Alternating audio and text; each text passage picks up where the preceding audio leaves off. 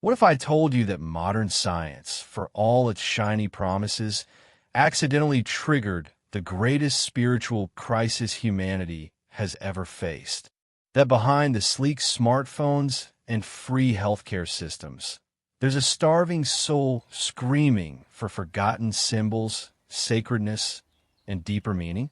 You see, the real pandemic isn't material, it's spiritual. And the solution doesn't lie in more technology or endless self-help. It lies in ancient wisdom, in alchemical fires, and yes, in the daring psychological maps charted by Carl Jung. We've been sold a lie, that suffering is pointless, that pain is a glitch to be patched with pills and positivity. But what if pain isn't the enemy? What if it's the raw material for your soul's greatest transformation? Jung didn't just study myths and dreams for fun. He decoded the forgotten operating system of the human psyche.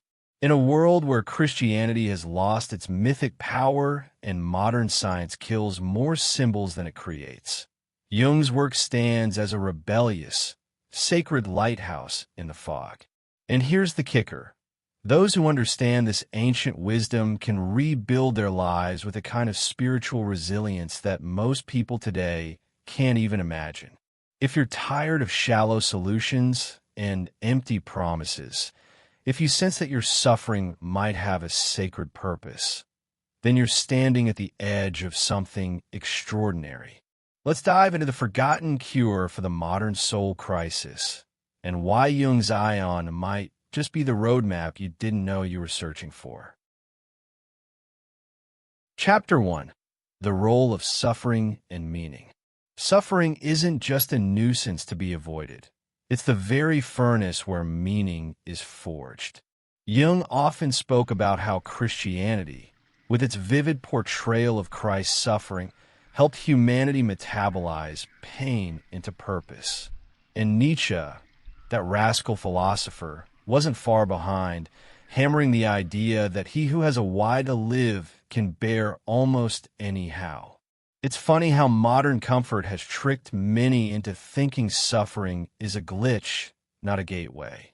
Without struggle, pain, and soul-wrenching moments, life tends to feel weirdly hollow.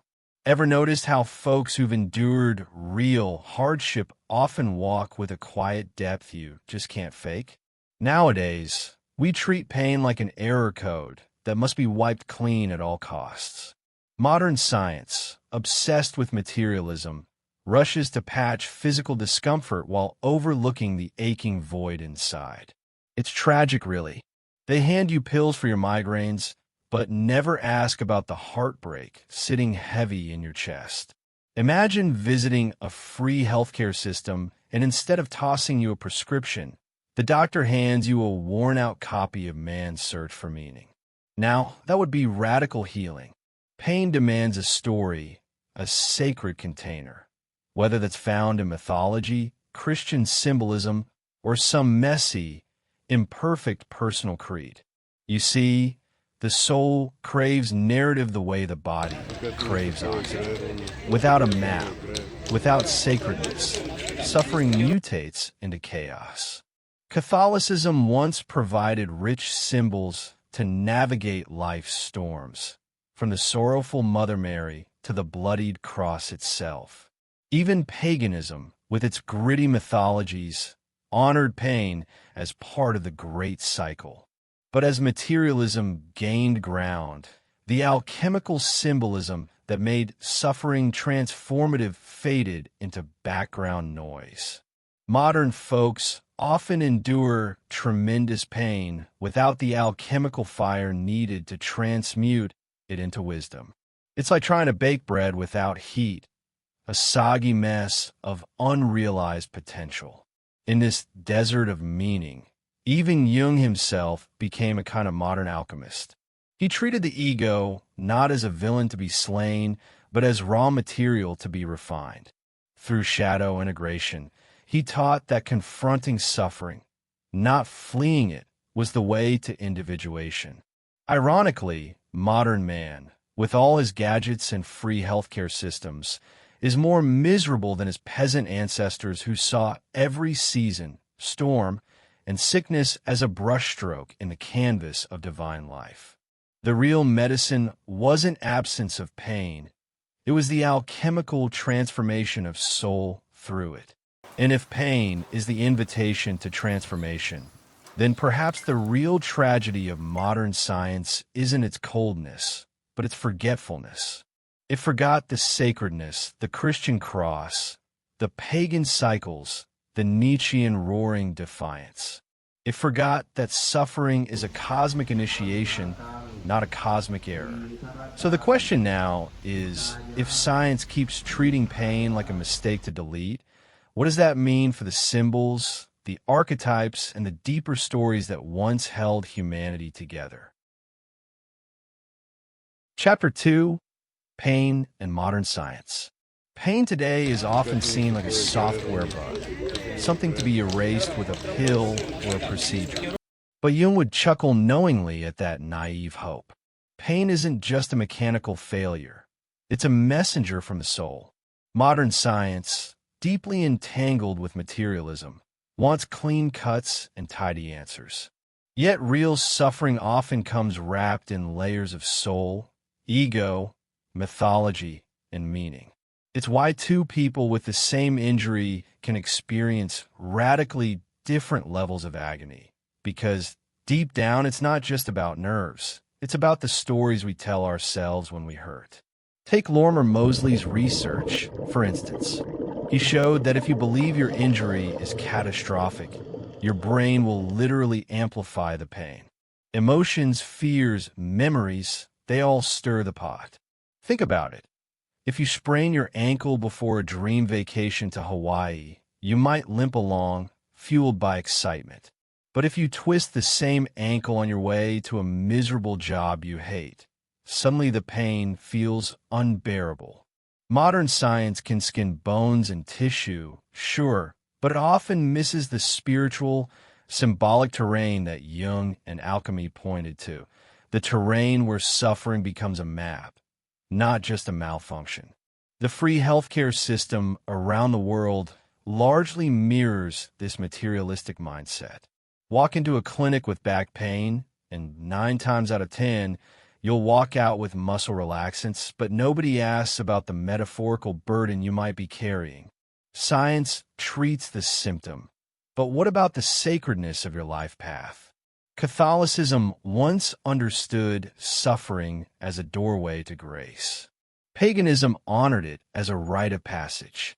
Now, pain is an enemy to be annihilated, rather than a sacred whisper urging transformation. Materialism's dominance means that when pain strikes, many folks feel isolated, even betrayed by life itself. Instead of understanding pain as part of the alchemical symbolism of growth, they're shoved into a clinical, sterile world where their suffering is meaningless. But what if we flip the script? Imagine seeing every heartbreak, every loss, every failure not as a malfunction, but as raw, alchemical material. Imagine integrating the soul into your healing process, reading Jung, or even revisiting ancient Christian symbols for guidance. It would change the entire landscape of healthcare, spiritual health, right alongside physical treatment. It's no wonder, then, that as modern science excels at numbing pain, society seems more fractured, anxious, and spiritually bankrupt than ever. When pain loses its mythological and sacred meaning, it becomes unbearable. And that leads us to wonder, if modern science has killed the sacred stories around suffering, what else has it stripped away from the human experience without us even noticing? Chapter 3: Science and the Death of Symbols. In the old days, people looked up at the night sky and saw gods, myths, and prophecies dancing among the stars. Today, thanks to modern science and materialism, we just see giant balls of gas. Fascinating, sure, but soul-crushingly empty. Jung warned us that stripping life of its symbolic and sacredness would starve the soul. And yet, here we are, living in a world that sees everything through the cold lens of scientific facts, missing the alchemical gold hidden beneath reality's surface. Without myth, without archetypes, even pain itself loses the chance to teach. Materialism, with all its sleek technology and rational ego, promised control over nature, and it delivered. We can predict eclipses, we can land probes on Mars, we can even map the genome. But as Jung would point out, controlling matter isn't the same as understanding meaning. In fact, as symbols died, something tragic happened. People stopped feeling at home in the universe. Paganism, Catholicism, Christianity, all had given us symbolic blueprints to endure suffering, build community, and find soul-deep satisfaction. Now we have algorithms and antidepressants, but no map for the soul's journey. And the vacuum left by this collapse isn't neutral, it invites despair. When mythology and religious dogma crumbled under the pressure of modern science, nihilism flooded in. Nietzsche, that prophetic madman, saw it coming. He cried out that God is dead, but most folks missed the second part, and we have killed him. Without the alchemical symbolism that tied suffering to redemption, or the sacredness that made every tear worthwhile, modern man is adrift. Symbols once protected the psyche like a warm cathedral. Without them, even the ego becomes brittle, fragile, easy prey to depression and rage. Funny thing is, even science can't escape the need for myth. Look at the way people talk about technology, as if AI or genetic engineering will save humanity. It's the same old mythological impulse wearing a lab coat. We can't help ourselves. The soul needs symbols like the body needs air. But instead of sacred ones, we invent clumsy, soulless myths around progress and consumption. Wouldn't it be wiser to consciously weave back in the ancient stories? To use Catholicism's lush symbolism, or even the alchemy of the old mystics, to rekindle the sacredness we secretly crave? So if science, for all its brilliance, has unwittingly become a graveyard for sacred symbols, the next big question stares us in the face. What happens when religious systems themselves collapse and can no longer anchor the human spirit? Chapter 4. The Collapse of Religious Systems. Religious systems were never just about rules and rituals.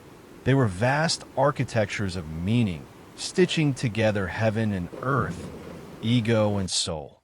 When Christianity swept across the ancient world, it didn't simply replace paganism. It baptized and absorbed many of its symbols, giving new alchemical symbolism to old truths. Jung often pointed out that these transformations were crucial for psychological health. But modernity, with its materialism and obsession with scientific proof, started dismantling this sacred scaffolding, leaving humanity exposed, confused, and aching for lost sacredness. The Reformation, while a monumental shift, unintentionally kick-started the great fragmentation. Protestantism, in rejecting Catholicism's lush world of saints, sacraments, and mythological depth, stripped away many of the psychic anchors people relied on. Suddenly, faith became more about personal interpretation and less about a shared symbolic language. The Virgin Mary, once a powerful archetype of compassion and sacred femininity, was cast aside in many Protestant sections.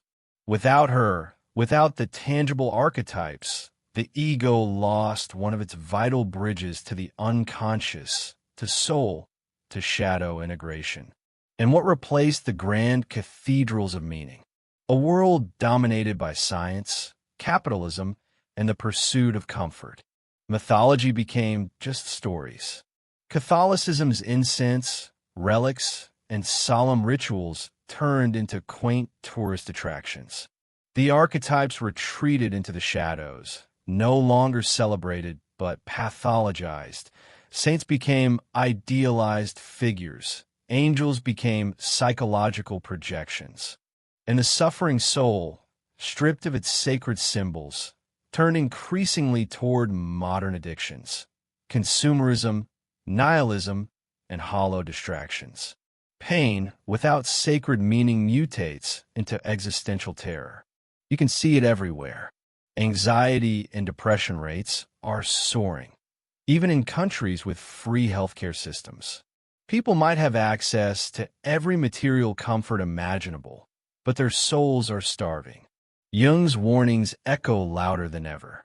Without mythology, without Christian sacredness, without the alchemical wisdom of the old ways, the modern psyche frays. It's not surprising that paganism is quietly re-emerging, or that interest in astrology and ancient myths is booming. The collective unconscious is trying to heal itself, reaching back for lost symbols like a drowning man, grasping for a lifeline. And this collapse isn't just a historical curiosity. It opens a deeper, thrilling question.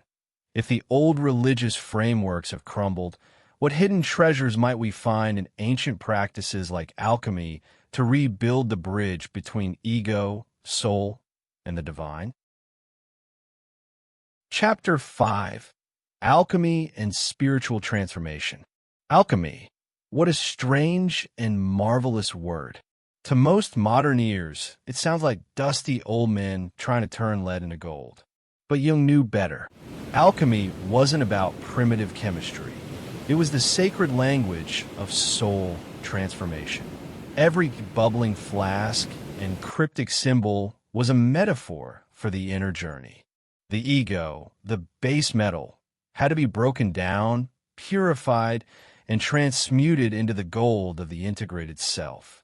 In a world obsessed with materialism and modern science, this ancient art holds forgotten keys to spiritual health and shadow integration. The alchemists weren't foolish dreamers.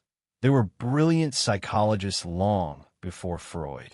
Their sacred work mirrors the painful, messy process of individuation that Jung later mapped out. Think about it. When life melts you down through suffering, loss, betrayal, failure, it's not trying to destroy you. It's cooking you, refining you, like a hidden alchemical fire. And if you know how to read the symbols, whether Christian, pagan, or mythological, you can see your heartbreak not as the end, but as the beginning of profound soul transformation. Modern folks chase self-improvement like it's a sprint, quick fixes, 5-minute hacks, therapy apps. But true transformation, the kind that nourishes both soul and ego, demands patience, sacredness, and courage. Jung would nudge you to pick up books on alchemy or immerse yourself in ancient Christian symbology, not just to learn, but to be initiated. A good starting point? Read Psychology and Alchemy by Jung, or even study how Catholic rituals mirror the alchemical journey. Confession, penance, communion, all stages of transformation hiding in plain sight. And let's be honest, the modern free healthcare system isn't handing out soul maps anytime soon. They'll offer pills and platitudes, but the real gold, the alchemical gold, you have to seek for yourself. Alchemical symbolism reminds us that suffering isn't punishment. It's an invitation to depth. When seen through the sacred lens, every dark night of the soul becomes a secret workshop where the base metals of ego are smelted into the luminous soul. Modern science sterilizes life. Alchemy resacralizes it, weaving pain back into the grand mythos of meaning. So if alchemy whispers that your greatest pains are also your greatest opportunities for sacred transformation, it naturally leads us to another vital realization. Mythology, religious dogma, and symbolic frameworks might not be outdated relics. They might be essential tools for restoring the broken psyche. Chapter 6: Mythology, Dogma, and Psychological Health. It's easy to sneer at religious dogma these days, but Jung would urge caution.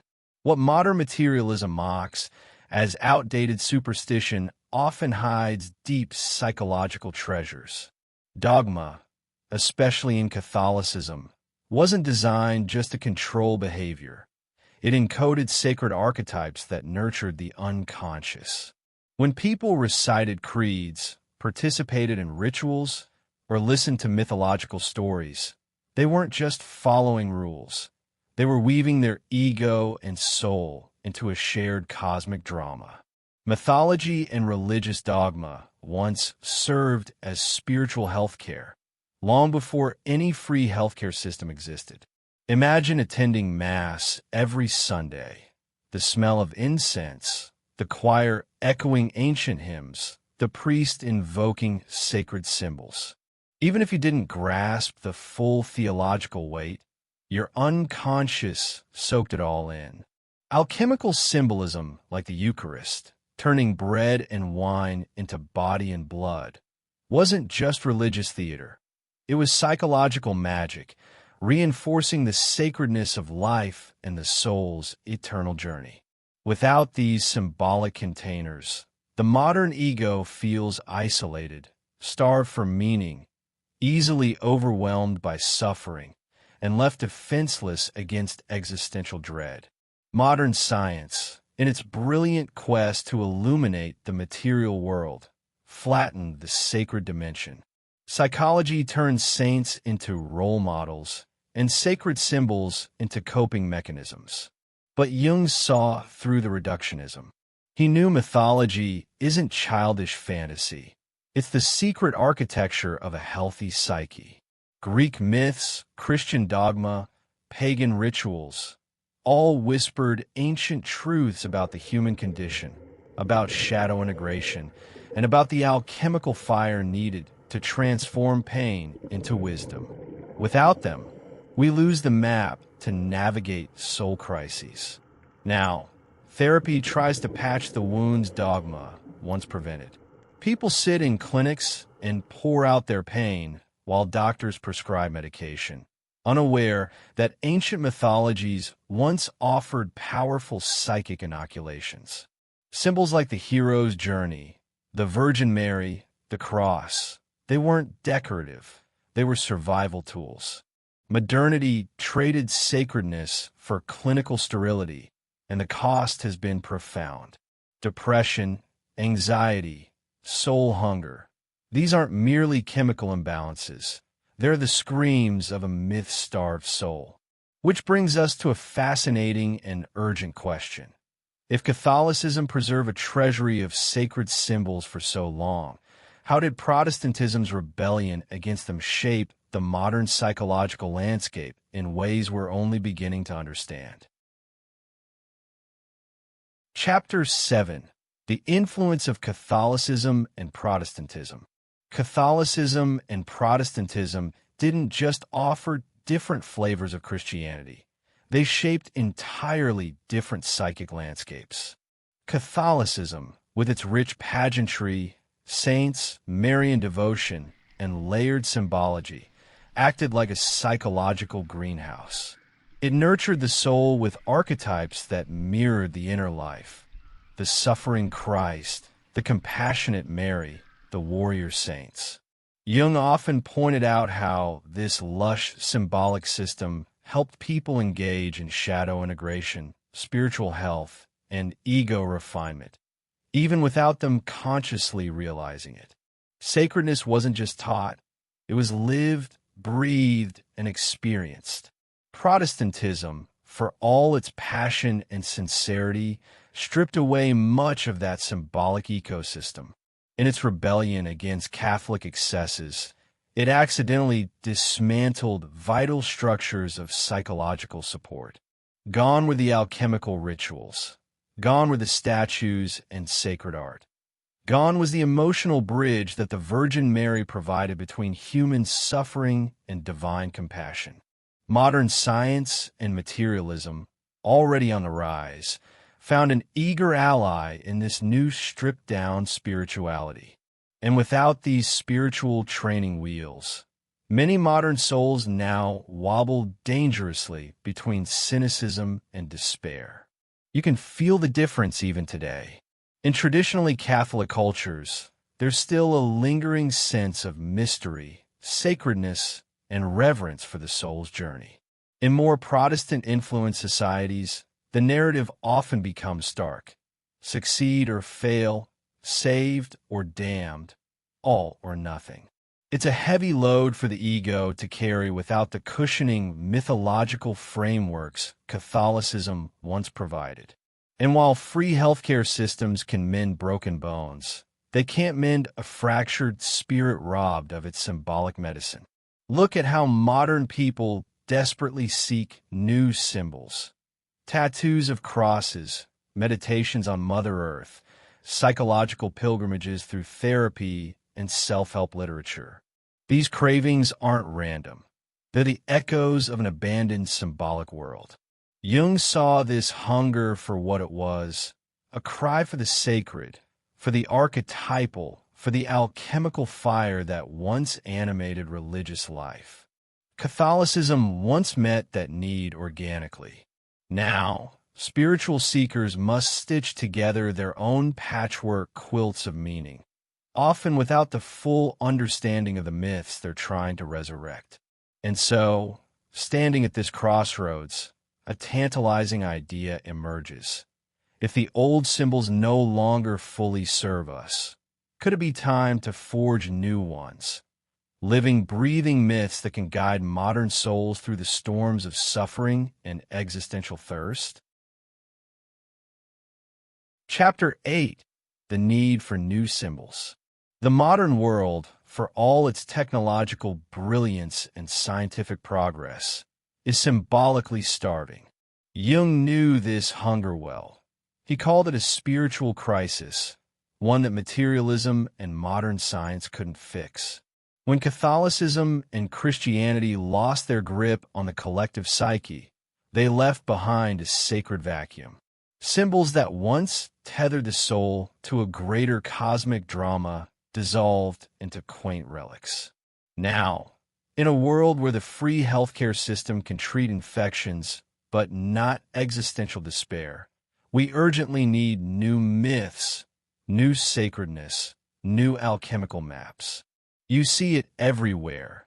In the resurgence of interest in astrology, in the obsession with superhero movies, even in the strange cults forming around technology and science. Humanity, wired for mythology and archetypes, can't help but invent new ones when the old ones collapse. But too often, these replacements lack the depth, sacredness, and soul-refining power that ancient myths provided. Instead of fostering shadow integration or spiritual health, they often inflate the ego or feed materialism. It's like trying to nourish the soul with candy instead of bread. The task ahead isn't simply to recycle old myths or cling desperately to dying symbols. It's to forge living symbols, to re-enchant the world. Perhaps we need a new Christianity, infused with the wisdom of Jung, with a deep respect for alchemical symbolism, sacredness, and the organic rhythms of mythology. Maybe the scientist and the priest need to shake hands again, not in dogmatic compromise, but in a creative union that honors both material reality and the vast, mysterious soul. Imagine a world where healing meant not just physical treatment, but also symbolic initiation. Creating new symbols isn't about inventing fairy tales. It's about reawakening the ancient truths in new clothes. It's about helping the ego find its rightful place again within the great cosmic dance. It's about restoring meaning to suffering, giving sacredness back to life's pains and joys. In this task, the wisdom of Jung, Christianity, paganism, and even the shattered remnants of modern science can serve as raw material. The soul doesn't need perfection. It needs sacred narratives it can live inside of, breathe inside of, suffer, and heal inside of. And so the journey begins, a thrilling, dangerous, alchemical journey to craft new myths that can lead humanity out of its spiritual wasteland. But before we rush forward, maybe it's wise to pause and ask, what ancient fires must we first reignite before we dare to build something entirely new? Conclusion. Are you ready to reclaim the symbols? So let me ask you, are you going to keep treating your suffering like a mistake, or are you ready to finally see it as the raw material of your own spiritual gold? The world will keep trying to sell you quick fixes and hollow distractions, but deep down, you already know what your soul truly craves is meaning, transformation, and sacredness. Jung didn't just theorize about these things. He lived them, wrestled with them, and handed us the tools to do the same. The question is, will you pick them up? Imagine what would happen if you stopped numbing your pain and started listening to it instead. Imagine seeing your struggles not as random punishments, but as sacred initiations. Are you willing to dive into the alchemical fire of your own soul? Are you ready to reclaim the symbols, myths, and sacredness that modern life has tried so hard to bury? The truth is, you're standing at a crossroads right now, and every choice you make from this point forward will either deepen your spiritual crisis or spark your rebirth. If this message resonated with you, don't let it slip away into the noise of the next distraction. Subscribe to the channel, hit that notification bell, and stay close, because we're just getting started on a journey that could reshape your entire experience of life. Are you brave enough to remember who you really are?